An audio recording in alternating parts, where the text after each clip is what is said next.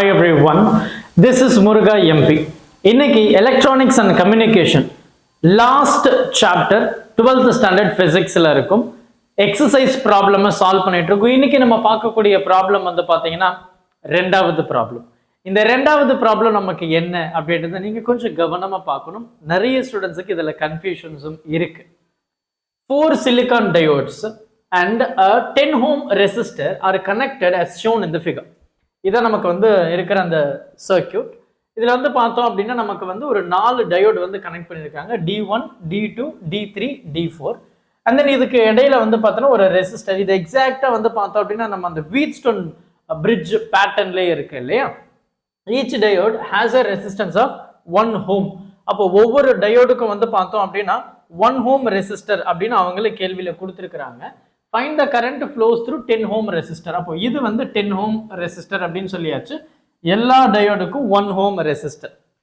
இது வந்து நமக்கு நார்மல் டயோடு கிடையாது, ஐடியல் டயோடு அப்படின்னு நம்ம சொல்லுவோம். வேறஸ் அதுல வந்து நம்ம அதுல இருக்கக்கூடிய பொட்டன்ஷியல் பேரியரை நம்ம வந்து கன்சிடர் பண்ண மாட்டோம். அதாவது நமக்கு சிலிக்கன் அண்ட் ஜெர்மானியம் அப்படின்னு சொல்லும்போது நமக்கு ரெண்டுத்துக்கும் ஒவ்வொரு அந்த ஃபார்பிடன் எனர்ஜி கேப் இதெல்லாம் நீங்க படிச்சிருக்கோம் நம்ம எல்லாம் தெளிவா படிச்சிருப்போம்.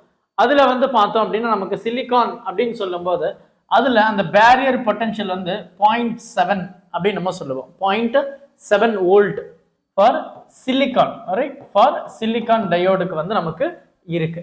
இப்போ நமக்கு வந்து பார்த்தோம் அப்படின்னா இந்த இடத்துல நமக்கு கேள்வியில 3 வோல்ட் அப்படின்னு சொல்லி கொடுத்துருக்காங்க. இப்போ நீங்க நல்லா கவனிக்கணும். டயோடு அப்படின்னு சொல்லும் போது நமக்கு வந்து இது ஃபார்வர்ட் பயஸ்ல இருக்கா ரிவர்ஸ் பயஸ்ல இருக்கா அப்படின்னு நம்ம முதல்ல செக் பண்ணோம். நம்ம கான்செப்ஷுவல் வைஸ் நம்ம ரொம்ப தெளிவாக அதை உங்களுக்கு சொல்லி கொடுத்துருப்பேன். இங்கே வந்து பார்த்தீங்கன்னா எனக்கு வந்து இது பாசிட்டிவ், இது நெகட்டிவ். அப்போ இது பாசிட்டிவ் வந்து பார்த்தீங்கன்னா இதுலேயும் பாசிட்டிவ் போகும். அப்படியே போகும்போது இந்த பக்கம் பாசிட்டிவ், இந்த பக்கமும் பாசிட்டிவ். இப்போ நெகட்டிவ் வரும்போது இது நெகட்டிவாக இருக்கும். கரெக்டா? ரைட்? இது வந்து பாசிட்டிவ். அப்போ இந்த இடத்துல பார்த்தீங்கன்னா இது பாசிட்டிவ், இது நெகட்டிவ், இது பாசிட்டிவ். அப்போ இது என்ன ஆகுது? ரிவர்ஸ் பயஸில் மாறிடுது. அதே மாதிரி இங்க பாருங்க, இது பாசிட்டிவ் நெகட்டிவ் பாசிட்டிவ். அப்ப இதுவும் என்ன ஆகுது அப்படின்னா ரிவர்ஸ் பயஸா மாறிடுது. இப்போ இதை பாருங்க, பாசிட்டிவ் நெகட்டிவ் பாசிட்டிவ் நெகட்டிவ். அப்ப இது என்ன ஆகுது? ஃபார்வர்ட் பயஸ். இதுவும் பாத்தீங்க அப்படின்னா நமக்கு வந்து ஃபார்வர்ட் பயஸா இருக்கு. ஸோ கேள்வியில என்ன கேட்கிறாங்க அப்படின்னா what will be the current flowing through the resistor. So what is the current அப்படின்றத நமக்கு வந்து இங்க கேட்கக்கூடிய ஒரு முக்கியமான பார்ட்டா நம்ம பார்க்குறோம். இப்போ நமக்கு இது ஒர்க் ஆகலை, அதாவது அது எனக்கு கம்ப்ளீட்டா ஓப்பன் ஆயிடுச்சு, எனக்கு அங்கே சர்க்யூட்டே இல்லை. அப்போ எனக்கு பார்த்தோம் அப்படின்னா கம்ப்ளீட்டா எனக்கு இங்க நான் வரைகிறேன் பாருங்க, ஒரு சும்மா ஒரு ரஃபா வரைகிறேன். அப்போ எனக்கு வந்து இந்த இடத்துல 3 வோல்ட் இருக்கு, இப்படியே போகுது.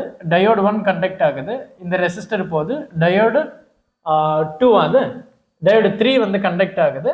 அதுக்கப்புறம் எனக்கு வந்து இந்த மாதிரி போகுது. இதுல மட்டும்தான் எனக்கு இருக்கு. இது வந்து நம்ம டயோடு, இங்க ஒரு டயோடு இருக்கு.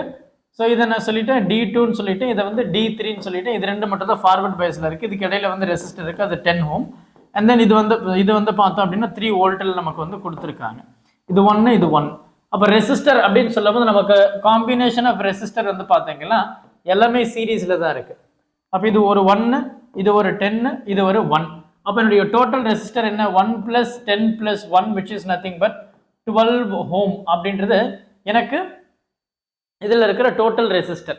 நமக்கு கேள்வியில் வந்து பார்த்தீங்கன்னா 10 ohmல மட்டும் எனக்கு எவ்வளோ கரண்ட் இருக்கும் அப்படின்னு சொல்லி கேட்குறாங்க. Since all the 3 R connected in series, ஏன்னா இது ரெண்டு ஓப்பன் ஆயிடுச்சு, அங்கே ரிவர்ஸ் பேஸ் கரண்ட் இல்லை. அப்போ ஆல் ஆர் 3 சீரீஸ் காம்பினேஷன் அப்படின்னு சொல்லும்போது சீரீஸ் காம்பினேஷன் எனக்கு கரண்ட் சேமாக தான் இருக்கும். அப்போ இதில் என்ன கரண்ட் போதும் அதே தான் இதுலேயும் போகும், இதில் போகிற கரண்ட் தான் இதில் போகும். All current R same. ஆனால் இங்கே நமக்கு வோல்டேஜ் சப்ளை பண்ணக்கூடிய வோல்டேஜ் வந்து பார்த்தீங்கன்னா 3 வோல்ட். பட் எனக்கு 3 வோல்ட் போகாது. ஏன் அப்படின்னு கேட்டிங்கன்னா இந்த இடத்துல எனக்கு பொட்டன்ஷியல் இருக்கு, இந்த இடத்துல ஒரு பொட்டன்ஷியல் இருக்கு, ரெண்டுமே 0.7, இதுவுமே வந்து பார்த்தோன்னா 0.7. It opposes. அப்போ என்னுடைய 3 வோல்ட் மைனஸ் 0.7, இன்னொரு 0.7 மைனஸ் பண்றீங்க. அப்போ 1.4, அது வந்து 3 இல்லையா? ஸோ 3ல 1.4 போகும்போது you have 1.6 வோல்ட் தான் எனக்கு இருக்கு. இதுதான் எனக்கு இருக்கக்கூடிய அவைலபிலிட்டி. அப்போ நமக்கு என்ன கேட்குறாங்க? கரண்ட் கேட்குறாங்க. கரண்ட் அப்படின்னு சொல்லும்போது வோல்டேஜ் பை ரெசிஸ்டன்ஸ். வோல்டேஜ் என்ன? 1.6. ரெசிஸ்டன்ட் என்ன? எனக்கு வந்து 12.